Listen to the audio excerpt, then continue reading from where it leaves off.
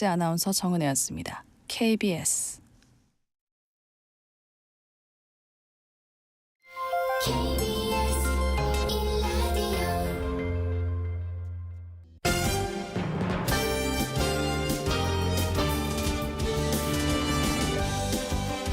KBS 1라디오 신성원의 오늘 세계는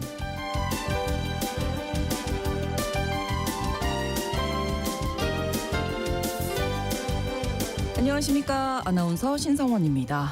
거세게 몰아쳤던 도널드 트럼프 미국 대통령의 관세 전쟁 바람이 잠시 멈춰섰습니다.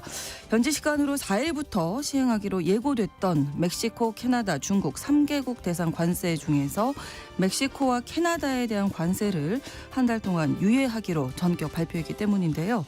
이번 관세 유예가 중국까지 포괄적으로 이루어질지는 지켜봐야 되겠지만 여전히 의아한 점은 트럼프 대통령이 왜 캐나다, 멕시코 같은 우방에게 관세 전쟁을 불사하는 것일까 하는 점입니다. 더불어서 관세를 통해서 무엇을 이루려고 하는 것인지도 궁금한데요. 잠시 후 글로벌 이슈에서 짚어보겠습니다.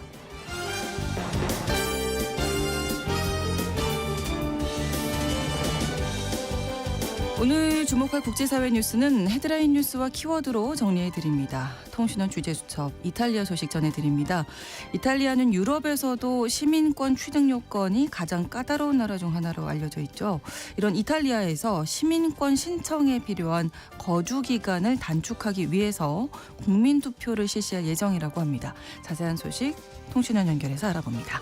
2월 4일 화요일 KBS 1라디오 신성원의 오늘 세계는 시작합니다.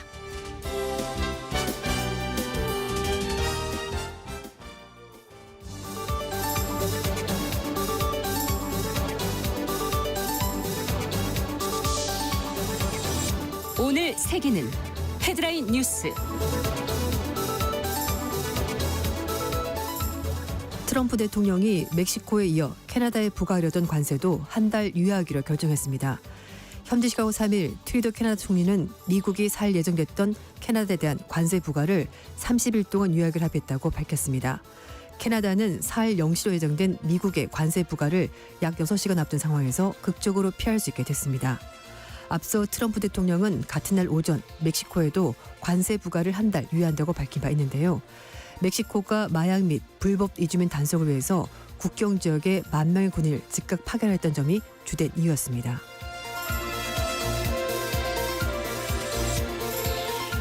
이시바 시게루 일본 총리가 오는 7일로 예정된 미일 정상회담에서 트럼프 미국 대통령과 반도체 및 인공지능 등 첨단 기술 분야에서 협력을 논의할 예정이라고 교도통신이 보도했습니다. 중국과 대만 문제에 관해서 이시바 총리는 힘에 의한 일방적인 현상 변경 시도에 반대하고 법의 지배에 기반한 국제 질서의 중요성을 강조할 계획입니다. 이시바 총리는 아울러 액화 천연가스 수입 확대 의향을 표명할 것으로 보이는데요. 안보 분야에 더해 경제와 첨단 기술 등 폭넓은 분야에서 협력을 이어가 양국 관계를 심화하겠다는 것으로 풀이됩니다.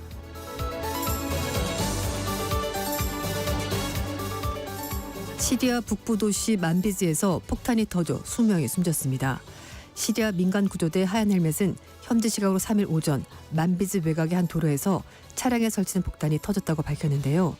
시리아 대통령실은 이번 폭발로 20명이 숨지고 여러 명이 다쳤다고 밝혔습니다.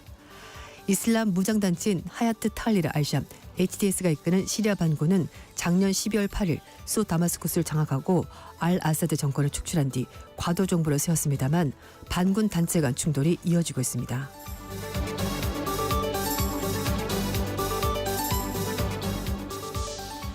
세계의 석유 수요가 친환경 에너지 및 전기차 보급에도 불구하고 최소 2040년까지 현재와 비슷한 규모가 될 것이라는 전망이 나왔습니다. 스위스 에너지 중개업체 비톨은 장기 석유 전망 보고서를 통해 2040년 기준 세계 석유 수요가 일평균 1억 500만 배럴로 지금과 비슷한 수준이 될 것이라고 예상했습니다. 전문가들은 최대 석유 수입국인 중국의 경기 침체에도 불구하고 다른 신흥시장의 발전과 플라스틱 생산 때문에 여전히 석유에 대한 수요가 있을 것으로 전망했습니다. 반면 국제에너지기구는 작년에 발표한 시장 보고서에서 세계 석유 수요가 2029년 일평균 1억 560만 배럴로 정점을 찍은 뒤 하락하면서 2030년부터 과잉 공급이 발생한다고 예측했습니다.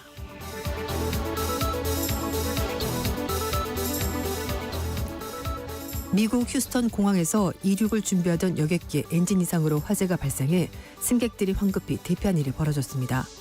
미국 연방항공청은 현지 시각으로 2일 오후 8시 30분쯤 휴스턴 조지 부시 국제공항에서 뉴욕 라가디아 공항으로 향할 예정이었던 유나이티드 항공 에어버스 A319 여객기가 엔진 이상으로 이륙에 실패했다고 밝혔습니다.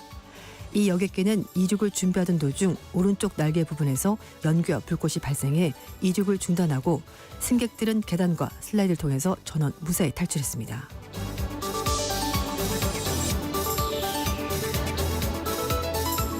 오늘의 헤드라인 뉴스였습니다. 외신캐스터 조윤주 씨가 전해주셨고요. 이번에는 키워드로 정리한 국제사회 뉴스를 살펴봅니다.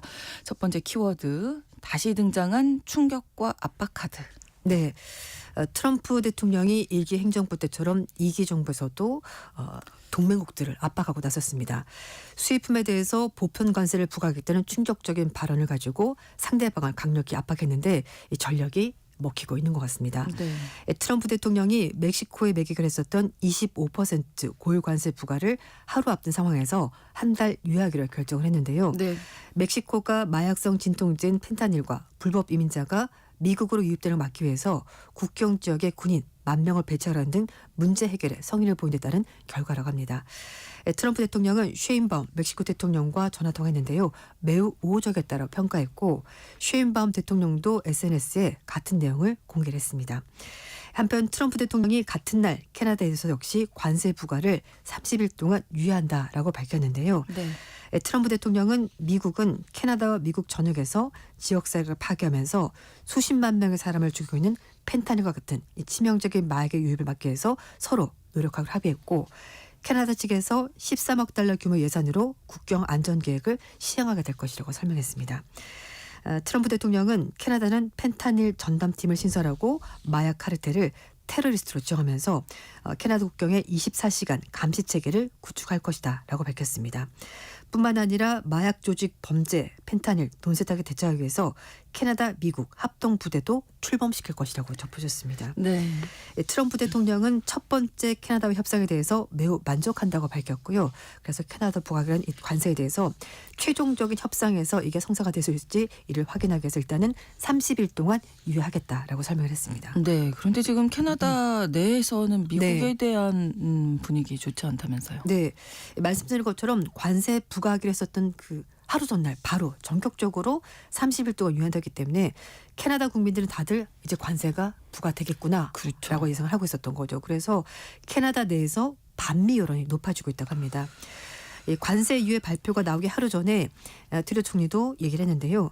미국과 캐나다는 지리적으로 굉장히 가까운 이웃이고 한국 전쟁 포함해서 여러 전쟁에 참여하면서 동반자로서 역사를 같이 했었는데 미국이 자신의 새로운 황금기를 열겠다면서 관세로 동맹국을 압박하는 것에 대해서 굉장히 큰 불만을 표시했습니다. 현지 시각 2일인데요. 그러니까 발표되기 전날입니다. 그래서 캐나다 토론토에 있었던 미국 프로농구 NBA 경기 도중에 이제 개막식 하면은 국가가 나오잖아요. 그렇죠. 가수가 미국 국가를 부르니까 캐나다 관중들이 야유를 보냈고요. 아. 그리고 북미 아이스하키 리그가 열린 경기에서도 미국 국가가 나오자 캐나다 관중들이 야유를 보냈습니다. 한편 영국의 파이낸셜 타임즈는 일부 캐나다 상점에서 미국산 제품을 방출하고 대신에 캐나다산 제품을 쓰자라는 문구가 걸린 것도 있다고 하는데요. 이 보복 관세 대상에는 미국 공화당 핵심 텃밭으로 꼽히는 테네시주, 켄터키주, 플로리다주 이런 것들이 꼽히는데 테네시주는 위스키가 유명한 곳이고요. 네. 켄터키주는 땅콩, 플로리다는 오렌지 그런 것들이 유명한 곳입니다. 아. 그래서 트럼프 대통령을 지지하는 여당 지역을 표적하면서 캐나다도 맞춤형 보복을 하는 것으로 풀이가 되는 건데 하지만 관세가 지금 한 달간 유예가 된 것이고 미국과 캐나다 간의 관세 정쟁은 아직 시작도 하지 않은 상황이 됐습니다.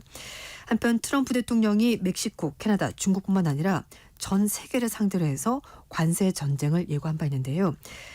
트럼프 대통령 주장은 미국이 사실상 세계 모든 국가로부터 갈취를 당하고 있다면서 미국이 무역 적자를 보는 것에 대해서 굉장히 불만을 얘기를 하는데 사실 세계 각국들이 무역을 하면서 플러스 마이너스 제로 맞출 수가 없거든요, 사실은. 근데 그거 가지고 계속 문제를 삼고 있는 거고 네.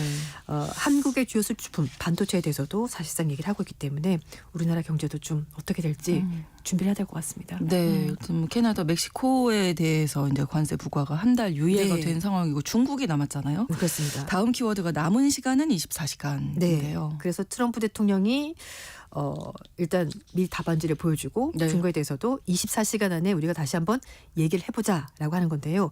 원래는 굉장히 높은 관세를 매기겠다고 했다가 지금은 일단 10% 관세를 매기겠다고 한 건데 트럼프 대통령이 백악관에서 기자들과 만나서 대중국 관세는 개시 사격이다라고 표현하면서 미국과 중국이 관세 문제에 대해서 합의하지 못하면 중국은 더 높은 고율의 관세를 맞게 될 거다라고 경고했습니다. 네.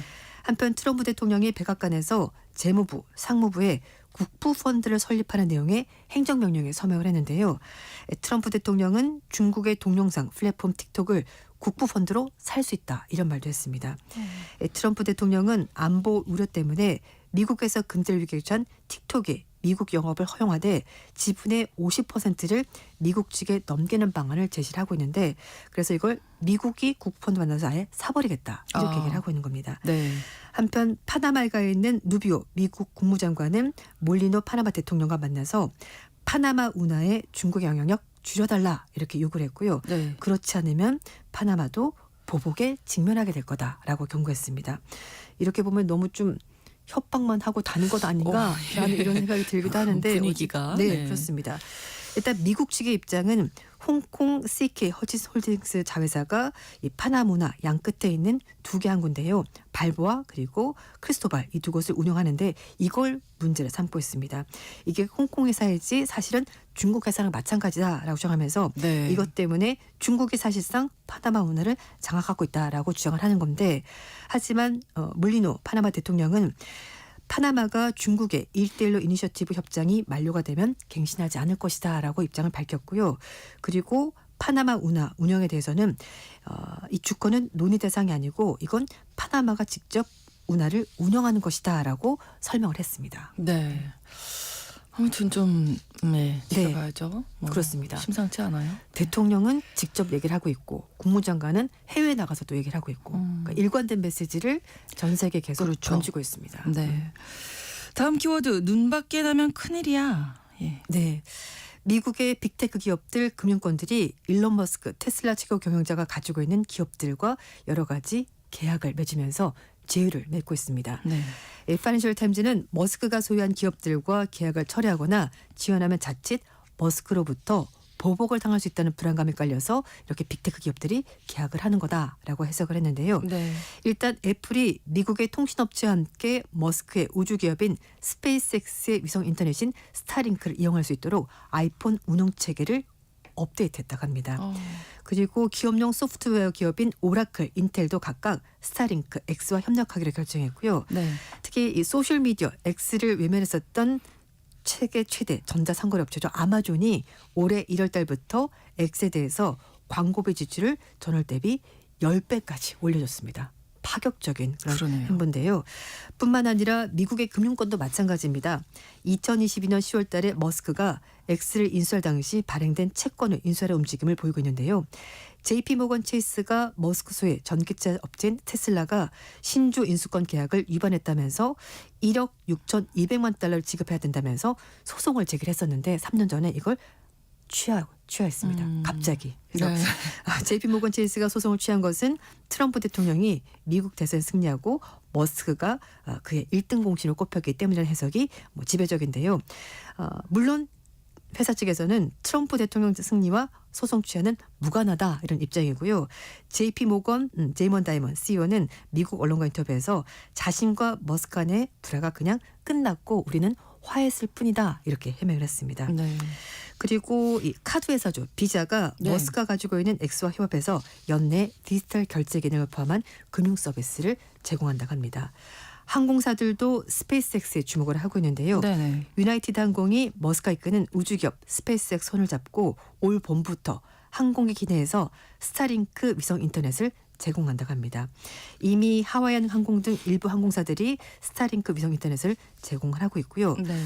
우주 산업에서는 스페이스X와 경쟁 관계인 보잉 역시 대통령 전용기 에어포스1 제작 지원 문제를 해결하기 위해서 머스크 CEO와 얘기를 시작했다고 합니다. 네, 각 기업들이 발빠르게 지금 움직이고 있는데 이런 가운데 미국 국제개발처 직원들이 출입 통제를 당했네요. 네, 그렇습니다. 어떤 일인가요? 트럼프 대통령이 머스크에게 정부 효율부 수장을 맡기면서 네네. 연방정부 조직을 소위 말해서 구조조정해달라라고 그렇죠. 부탁을 한 건데 그 일환입니다.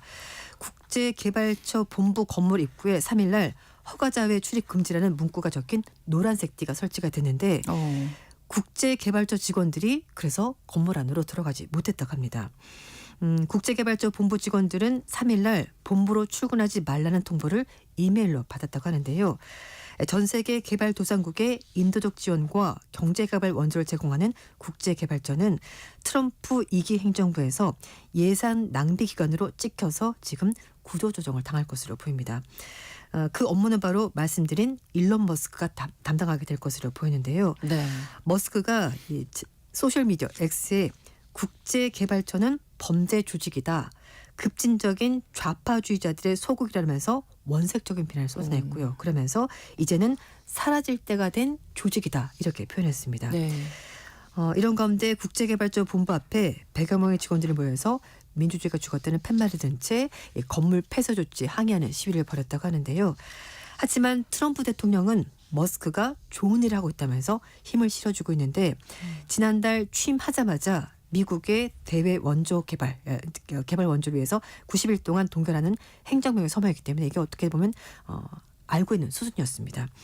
국제개발처는 규모 이상의 대폭 축소가 되면서 국무부 산하 조직으로 재편될 것으로 보이는데 네. 백악관 당국자도 국제개발처 직원 규모를 상당 부분 줄이고 국무부와 통합시키는 방안을 논의를 하고 있다고 밝혔고요.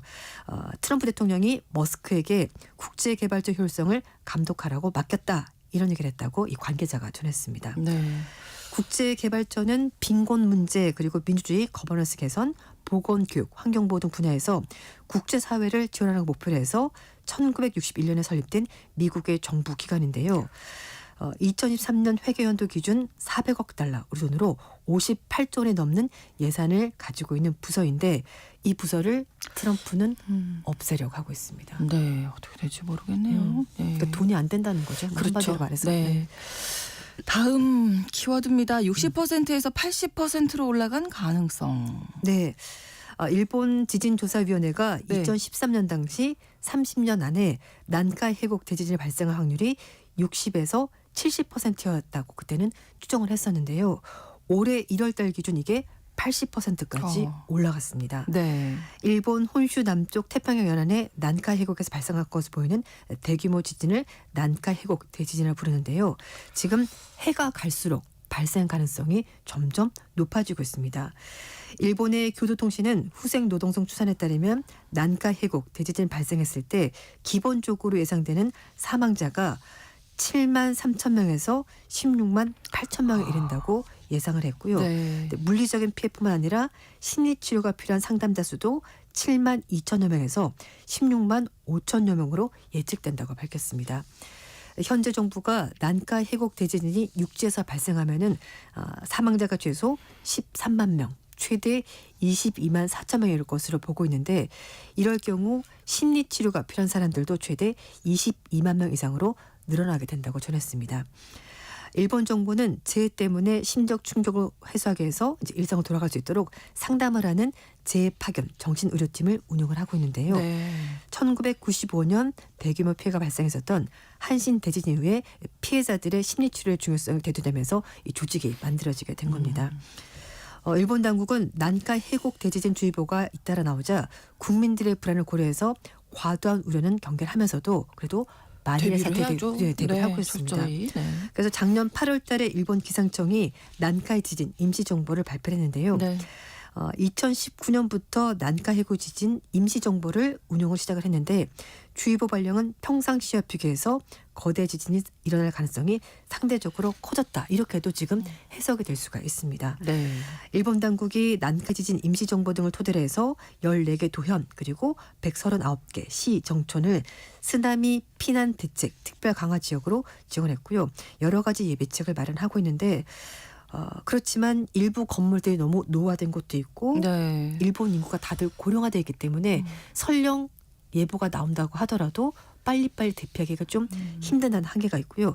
예산 부족 때문에 지진 피해 예방에 제약이 있다. 이런 지적이 나오고 있습니다. 네, 그래서 주의보 뭐 이런 것도 시스템이 갖춰져 있기 때문에 네. 좀 잘 대비를 미리미리 하는 게 중요하겠죠. 맞습니다. 다음 키워드 동의 없는 키스가 아니라 성폭행이다. 어떤 네, 얘기인가요? 2023년 굉장히 떠들썩한 사건이 있었죠. 국제축구연맹에서 그 이제 축구 경기에서 네. 축구협회 회장이 선수에게 네. 강제적으로 이제 키스라는 일이 있었고 이게 결국 법정에서 시시비비를 가릴 것으로 보이는데요. 네. 스페인 축구 협회장을 지냈었던 루이스 루비알레스가 바로 그 용의자. 장본인 맞습니다. 네. 피해자는 스페인 여자 축구팀의 제니퍼 에르모소인데요. 네. 최근 법정에서 직접 증언했습니다. 사실 피해자가 법정에서 상대방이 있는 가운데 증언하는 거 굉장히 힘든 일인데 어렵죠. 그만큼 이게 큰 사건이었고 그래서 용기를 내서 법정에 들어섰는데 자신의 인생에서 가장 행복했던 날을 완전히 망쳐버렸다면서 강한 분노를 드러냈습니다. 에르모소가 2013년 국제축구연맹 호주 유랜드 여자 월드컵 결승전 당시 루벨레스 전 회장이 자신에게 한 행위에 대해서 자신은 키스를 절대 허락한 적이 없었고 여성으로서도 절대 존중을 받지 못했다라면서 입장을 분명히 밝혔습니다. 그런데 그 사건이 벌어지고 나서 협회 측으로부터도 어떤 보도 받지 못했다고 하고요. 네. 심지어 마드리드 떠나라 이런 살해 협박까지 받았다고 폭로했습니다.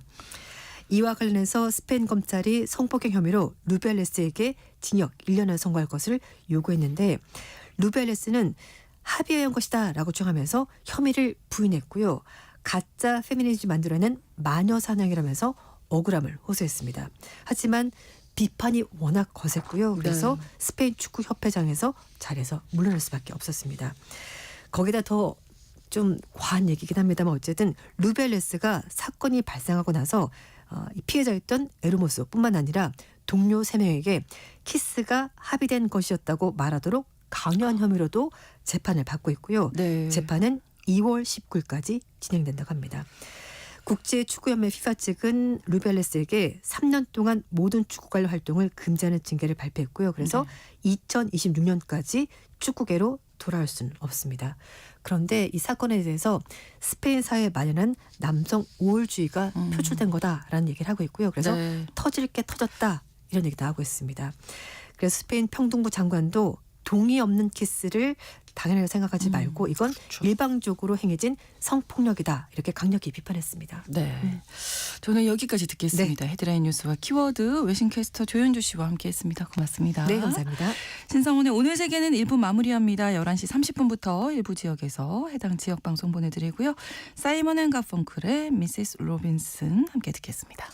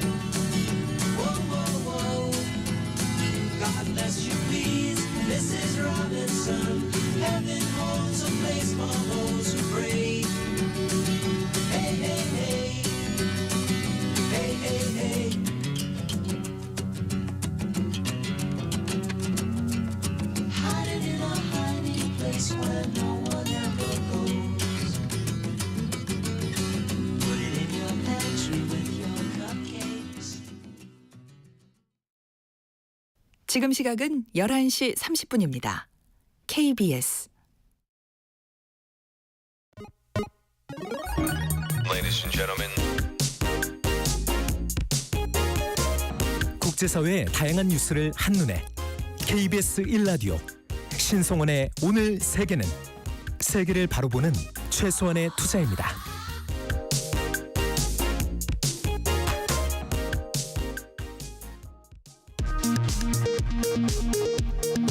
이 시각 라디오 정보센터 뉴스입니다. 헌법재판소의 윤석열 대통령 탄핵 심판이 오늘 재개됩니다. 오늘 5차 변론에는 윤석열 대통령과 계엄 당시 군 지휘부 국정원 차장이 증인으로 출석해 계엄군의 국회 진입과 체포조 운영 의혹에 대한 신문이 이루어질 것으로 보입니다. 최상목 대통령 권한대행이 2월 정기국회에서 반드시 반도체 특별법과 에너지 3법 등 주요 경제법안 처리에 대한 결론을 내야 한다고 촉구했습니다. 정부와 여야가 참여해 민생 현안 등을 논의하기 위한 국정협의회 실무협의회의가 오늘 한 달여 만에 다시 열립니다. 이번 2차 회의에서는 조기 추경과 반도체 특별법 등에 대한 논의가 진행될 것으로 전망됩니다. 김문수 고용노동부 장관은 오늘 국회에서 열린 당정협의회 후 기자들과 만나 조기 대선이 실시될 경우 여권 후보로 출마할 가능성에 대해 전혀 검토하거나 생각한 것은 없다고 밝혔습니다. 김경수 전 경남지사는 오늘 SNS를 통해 윤석열 대통령 탄핵 심판의 종착지는 파면이 아니라 내란과 계엄이 불가능하게 만드는 개헌이 돼야 한다고 밝혔습니다.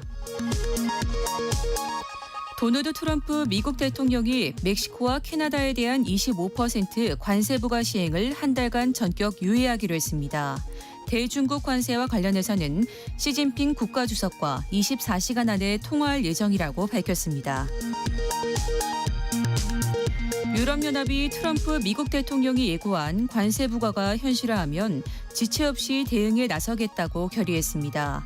또 트럼프 대통령이 편입 의사를 노골화한 덴마크령 그린란드에 관해서는 유럽 정상들이 덴마크에 대한 전적인 지지와 연대를 표명했습니다.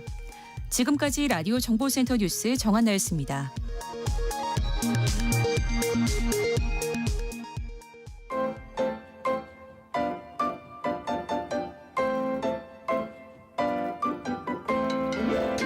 통신원 취재 수첩.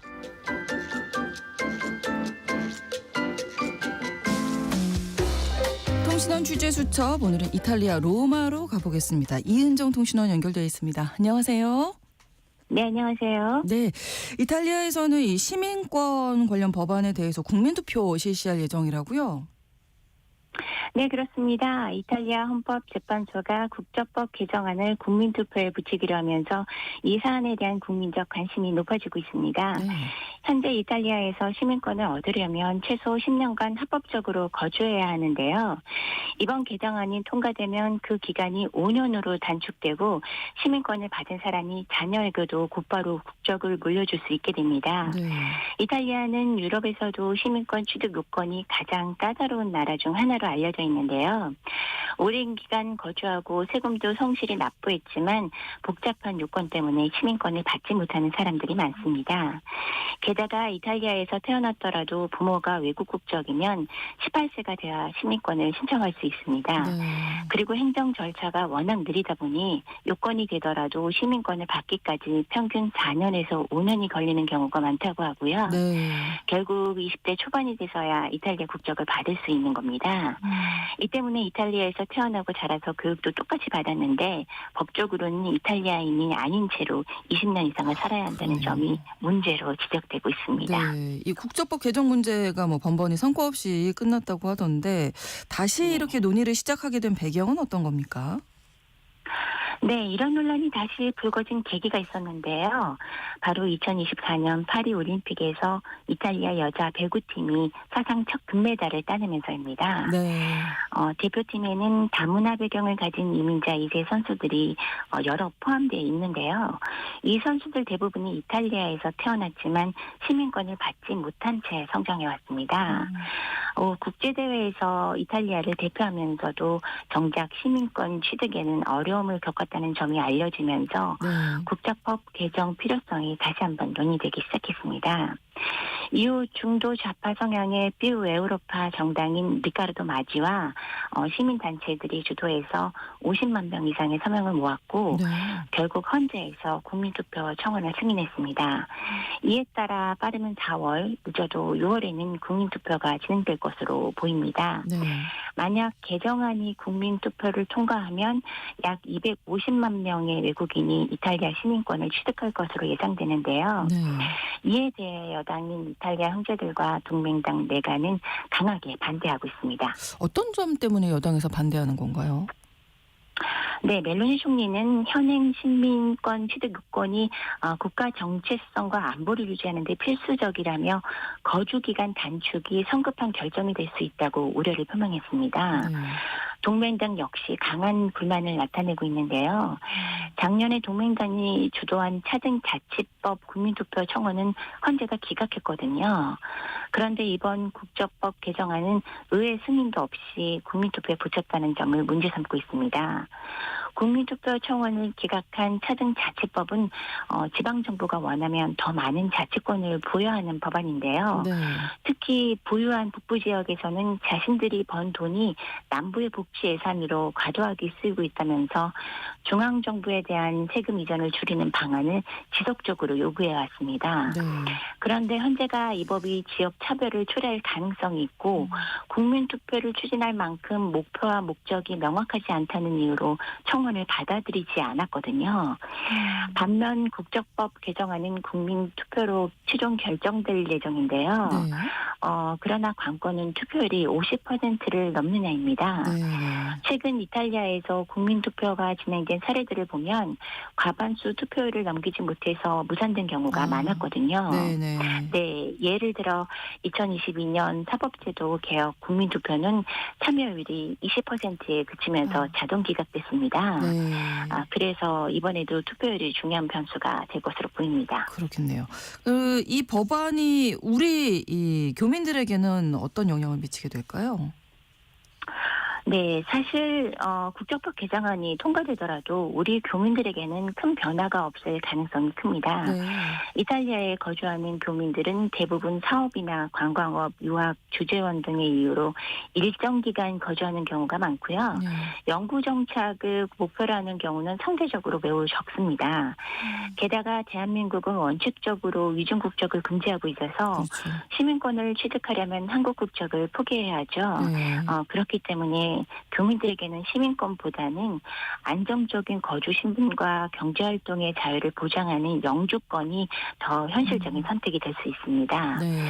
또한 교민 2세들의 경우 부모가 영주권을 소지하고 합법적으로 세금을 납부하면 네. 기본적인 교육과 의료 혜택에서 이탈리아 시민권자와 큰 차이를 느끼지 않습니다.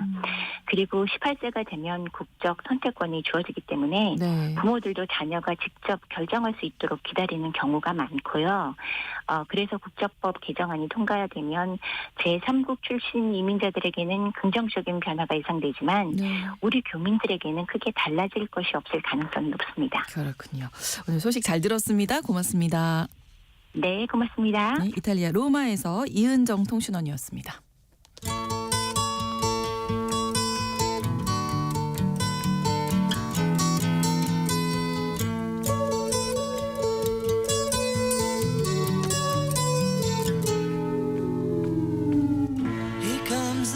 도널드 트럼프 미국 대통령이 캐나다와 멕시코에 부과하겠다는 고유 관세가 발표 직전 직전에 연기가 됐습니다. 트럼프 대통령이 관세 발효 시한인 4일 자정 직전에 양국 정상과 통화를 해서 한 달간 연기하기로 했는데요. 한 달 유예하면서 잠시 숨 돌릴 틈이 생겼지만 이 관세 전쟁이 전 세계에 미치는 파장은 여전합니다. 글로벌 이슈에서 트럼프가 불어붙인 관세 전쟁 그 의도와 배경 살펴보도록 하겠습니다. 한겨레 신문 정의길 선임 기자와 함께합니다. 어서 오세요. 안녕하세요. 네, 일단 관세 부과 발표부터 유예까지 좀 이 과정들을 좀 한번 정리해 간단하게 주시죠. 좀 정리를 해야겠죠. 네네.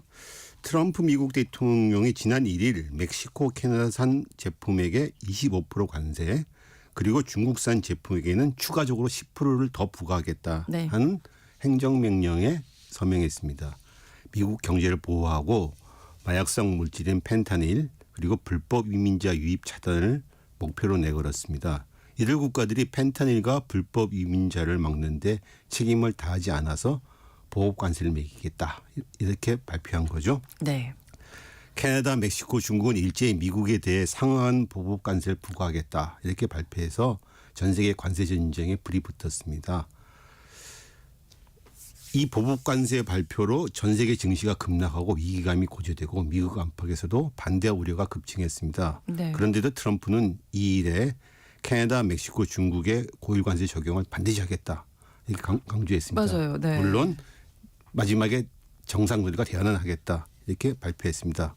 그래서 트럼프가 4일 자정이 지나기 전인 3일 밤 미국 네. 시간으로 오후에 먼저 멕시코 셰인바움 대통령과 통화해서 관세를 한 달간 유예하겠다 극적으로 발표했고 다음에 또 트리도 캐나다 저스틴 총리. 트리도 캐나다 총리와 네. 통화를 해서 또 한 달간 유예를 발표했습니다.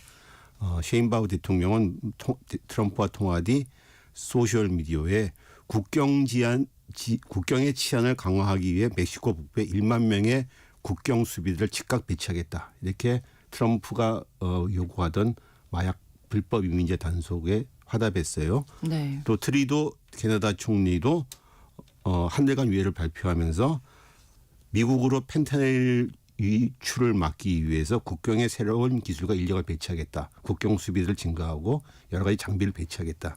이렇게 발표했습니다. 그래서 일단 관련국세 극한 대립과 전 세계 증시 급락 등 위기를 불러온 관세 전쟁은 한 달간 유예를 보게 됐습니다. 네. 이제 고유 관세 명분이 불법 이민자 펜타닐이었는데 그 부분에 대해서 이제 멕시코, 캐나다가 다 화답을 네. 하면서 조금 약간 숨고르기에 들어간 모양새인데 네. 근데 이 트럼프 대통령의 목적이 이것뿐만이 아니다. 뭐 이런 얘기들이 지금 그렇죠. 있어서 그게 중론이죠. 예. 어떻게 될까요? 트럼프가 말하는 그 펜타닐 불법 이민자 문제, 특히 캐나다와는 별 상관이 없어요. 네. 멕시코도 그 책임을 안 하는 게 아니라 못 하는 거죠. 지난번에 설명해 주셨잖아요. 네네. 지난 시간에. 또 중국도 자국 내 펜타닐 원료를 제조하긴 하는데 그건 네. 다른 약물 만들기 위해서 필요한 거다. 그리고 그래서 펜타닐 문제는 미국 국내 문제지 왜 중국한테 책임을 묻냐 이렇게 반박하고 있어요. 네. 미국이 이제 그런 걸 뻔히 알면서도 이렇게 한 이유는 여러 가지 다목적인 목적이 있는 것 같습니다. 일단은 미국에게는 거의 한 나라처럼 지낸 캐나다. 예. 미국엔 최우선 우방이죠. 거의 한 나라도 할 수 있는데 이게 25% 보복 관세를 부과하겠다고 발표를 함으로써 이 관세에 대한 의지를 드러낸 걸로 보일 수 있습니다. 다른 나라도 봐라. 우리가 캐나다한테도 이렇게 하는데 니네 나라한테 못할 것 같으냐. 이른바 위협과 협상력이라고 할 수 있죠. 네. 그런데 지난 대선 때 민주당 후보를 비판하고 트럼프를 은근히 지지했던 보수적인 월스트리트 저널 신문조차도 네. 일일 사설에서 역사상 가장 멍청한 무역 전쟁이라고 제목하에서 중국이라면 몰라도 멕시코, 캐나다 같은 이웃 국가들을 경제적으로 공격하는 건 아무 논리적 설득력이 없다라고 비판했고 이 일에도 가장 멍청한 무역 전쟁의 낙인이 시작된다는 사설을 또다시 게재하면서 강력하게 비판했어요. 네. 이런 월스트리트 저널 지적처럼 미국 내에서도 캐나다, 멕시코에게 관세 부과해 무역 전쟁을 하는 것이 과연 합당하냐 되게 당혹스러워했죠. 어쨌든 간에 캐나다조차도 트럼프는 보고할 수 있다 이렇게 네. 보여줌으로써 다른 나라에게 보여주는 위협령 그리고 캐나다를 시범 케이스로 하는 군기 잡기가 아니냐. 근데 문제는 트럼프가 단순히 관세를 협상 도구만으로도 보지 않는다는 우려도 커지고는 있습니다. 그거는 어떤 얘기일까요? 이 자체가 관세 자체가 목적이다 뭐 이런 건가요? 그렇다는 거죠. 이게 트럼프는 관세는 내가 제일 좋아하는 단어다, 사랑하는 단어다 이런 말을 항상 얘기하는데 예. 그 얘기 일단 다목적 얘기죠. 우선 그가 주장하는 미국을 다시 위대하게란 마가 운동, 그 지지층에게 보여주기 위한 이제 정치적인 액션이라는 거죠. 네. 트럼프가 이제 이 관세를 통해서 우리나라 국내 보호도 산업도 보호하고 너네 일자리도 만들어주겠다. 뭐 이런 쇼잉 같은 거죠. 그리고 또 하나는 자신의 경제 공약을 뒷받침하기 위한 도구로 활용하는 측면이 있는 것 같습니다. 네. 트럼프는 이제 크게 경제 공약에 4가지 축이 있어요. 예. 하나는 감세, 정부 비용 축소, 규제 완화 그리고 관세입니다. 네. 근데 이 관세를 나머지 3개의 경제 공약을 뒷받침하는 도구로 쓰는 것이 아니냐 이런 느낌 분석이에요. 먼저 이걸 꺼내 들었습니다. 네. 트럼프 일기 집권 때 2018년에 중국 등의 관세를 부과할 때 그 목적은 미국 일자리 회복을 들었어요. 즉 관세를 부과하게 되면은 저 상대 국가들이 네. 공장이나 회사를 미국으로 옮겨오게 네, 될 것이다. 네. 그래서 미국 일자리가 만들어질 것이다. 그래서 실제로 현대자동차를 봐라. 현대자동차가 그렇게 하지 않았냐. 이게 들었어요. 그런데 이번에는 관세가 가져다 줄 두둑한 수입, 즉 관세 자체가 목적이라는 거죠. 월스트리트저널이 이렇게 지적하고 있습니다. 왜냐하면은 네. 1980년대 이후 미국의 역대 보수 정부는 감세를 하면서 사회복지 비용도 삭감했어요. 그러니까 어찌 감세하게 되면 비용도 줄이겠다 이런 거였는데 그렇죠. 네. 트럼프는 이번에 감세를 말하면서도 사회복지 비용 삭감은 유지하겠다. 삭감하지 않겠다. 오히려 징역하겠다. 이렇게 네. 말을 하기도 했어요. 그게 가능할까요? 그러니까 마가운동 지지층 저항력 백인 중하류층들을 의식하는 발언이죠. 그러니까는 돈이 필요한 거죠. 그래서 트럼프 행정부는 향후 10년간 4조 6천억 달러의 감세 정책을 추진하는데 네. 관세로 그 세수 감소분을 벌충하겠다는 것이 아니냐. 미국 전체 수입품의 약 28%를 차지한 캐나다, 멕시코에게 향후 10년 동안 25% 관세를 부과하게 되면 2조 3천억 달러의 세수가 확보됩니다. 약 감세분의 절반을 확보할 수 있는 거죠. 물론 관세 부과 여부로 2018년 때처럼 중국에게 미국 농산물 등 미국 상품을 의무 구매하게 할 수도 있고 현재 자동차가 미국에 공장을 짓게 하는 등 일자리를 만들 수 있겠죠. 네. 어쨌든 감세, 규제 완화, 정부 비용 축소는 의회를 거쳐야 하는 등 갈 길이 멀고 장애가 많은데 네. 관세는 이번에 트럼프가 국가 비상 경제 권력법이라는 비상 입법 법을 동원해서 대통령이 관세 직접 하는 거잖아요. 선포 신속하게 했습니다. 뭐 나머지 세계를 뒷받침하겠다는 거죠. 네. 그렇군요. 하지만 이런 고율의 관세는 결국 미국 자체도 좀 피해를 볼 수 있잖아요. 인플레, 가격 인상 뭐 이런. 그렇죠. 교육도 점들에서. 위축시키고. 예, 네, 예. 네. 미국 경제에 별로 도움이 안 될 텐데요. 장기적으로는 네. 당연히 이제 그건 검증된 합의된 예. 이론인데요. 그렇습니다. 그래서 트럼프의 관세 폭탄을 맞은 캐나다, 멕시코, 중국산 상품 총액은 약 1조 3천억 달러에 달합니다. 네. 2023년을 기준으로 하면 멕시코와 캐나다는 미국 전체 수입의 28%, 중국은 한 13.5%를 차지합니다. 네. 미국 내 수입품의 약 42%에 해당하는 제품의 고율 관세를 물리면 해당 수출국들의 가격 경쟁력이 물론 약화되겠죠. 하지만 관세 부과와 인상은 상품 가격에 당연히 전가가 됩니다. 네. 그렇게 되면은 미국의 물가가 오르게 되겠죠. 그럼요. 미국 외교협회가 낸 자료를 보면은 유가는 이런 식으로 관세를 부과하게 되면 유가는 갤런당 약 50센트. 네. 미국 자동차는 대당 한 3,000달러까지 오를 수 있다. 이런 분석을 내놨어요. 투자은행 ING에 따르면 미국 가계당 연평균 약 3,342달러가 더 추가 부담할 수 있다. 네. 또 미국 세무 및 컨설팅 회사 EYE에 따르면은 관세가 지난해 12월 연간 2.9%였던 인플레이션을 올해 0.4%포인트 더 상승시킬 수 있다. 이렇게 분석했어요. 그래서 지난해 2.8% 성장 미국 경제 올해는 1.5%, 2026년에는 네. 2.1%로 하락할 것이다. 이렇게 예상을 했습니다. 그래서 피해가 상당히 큰 거죠. 그러니까요. 전문가들도 이렇게 일자리도 예상하는데. 미국 최강 노조에 따르면은 약 1조 3천억 달러 상품이 미국 캐나다를 오가는데 그래서 140만 개 미국 일자리와 230만 개 캐나다 일자리를 떠받친다 이렇게 얘기를 했습니다. 그런데 관세로 그런 교육이 안 이루어지면 이런 일자리가 위협받는다는 거죠. 부정적인 영향이 이렇게 큰 걸로 예상이 지금 전문가들이 예상을 하고 있는데도 관세를 고집하는 배경은 어떻게 보십니까? 트럼프가 관세 정책을 협상력해도 결국은 동맹이나 협력국들을 겨냥할 수밖에 없는 것 같아요. 미국 수입품의 13%인 중국산을 제외하면은 나머지는 결국 동맹국 아니겠습니까? 결국 관세는 미국의 동맹국한테 가는 피해들이 이제 대상인데 그런 점에서 보면 트럼프의 관세 정책은 저는 미국 대외 정책의 어쩜 분쇄령이 아니냐 이런 분석이 나옵니다. 왜냐하면 2차 대전 이후 미국은 자신의 군사력과 경제력을 가지고 동맹이나 협력국들을 포섭해서 자신의 패권을 유지하는 전략을 취해왔어요. 자국 시장을 개방하고 군사력으로 동맹의 방위를 도와준 것이 미국의 패권과 이익에 직결되는 구조였습니다. 하지만 트럼프의 미국은 이제 그런 패권과의 비용을 치르지 않겠다. 이제 그런 거 안 하고 그냥 미국은 직접적이고 직접적 이익을 추구하겠다. 모든 나라를 상대로 해서 이익만 챙기겠다. 네, 그렇죠. 이렇게 동맹이나 협력국을 포섭하고 표용해서 중국이나 러시아 등 경쟁국들을 막 억제하겠다는 것이 아니라 동맹이나 협력국을 대상으로 이익을 먼저 취하는 게 우선이다. 그리고 이게 바로 트럼프의 미국 우선주의 본질이 아니냐. 관세가 바로 그런 걸 나타내는 것이 아니냐.